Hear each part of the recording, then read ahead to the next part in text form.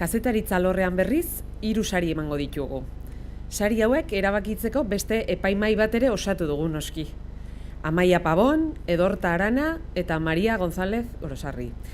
Txalo bat baita ere 3 hauentzat ere lan makalare ez dutelako izan.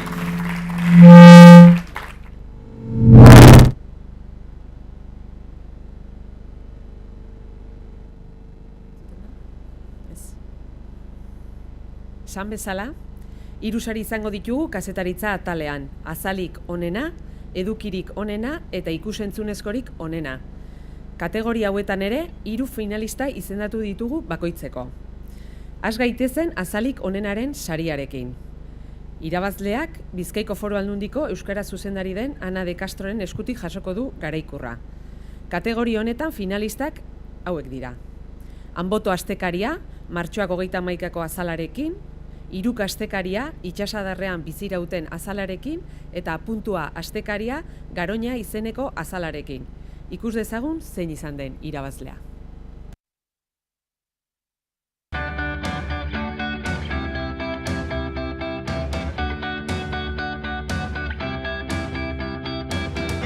Aurpegi arimaren ispilu baldin bada, azala izango da seguruenik aldizkarien espirituaren erakusgarria. Asko eta onak izan dira kategoria honetara aurkeztutako lanak, baina epaimahaiaren begietara bada bat besteen gainetik nabarmendu dena. Argazki nagusiaren maila teknikoa eta estetikoa ikusita.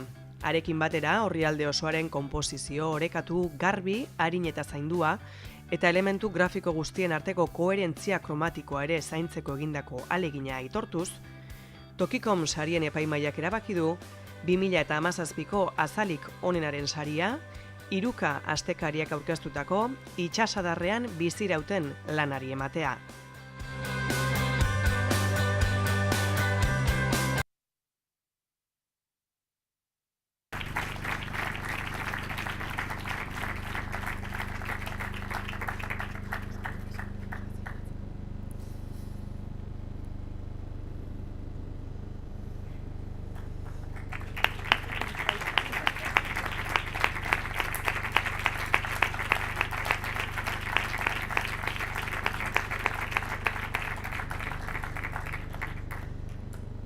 Eskerrik asko, 2. urtea da sari hau jasotzen dugula, ez genuen espero, egia da.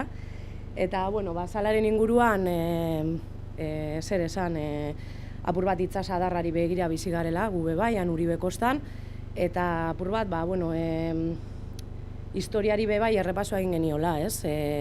Argazkiaren aldetik gasolinoek ere itsasadarra alde batetik bestera, eskumaldetik eta eskerraldera egite dituzten bidaiak kontatu genituen, eta beste alde batetik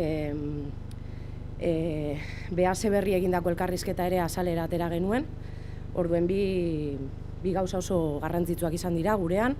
Uste dugu nazio mailan ere badirela gaiolan interesgarriak, eta egia da irudikatzen duela Irukaren portada nahiko ohiko bat, ez? Eukin ditugu desberdinak ere bai, baina gitxi gora bera hori izaten da Irukaren azala irudikatzen duena. Eta eskerrik asko guztioi.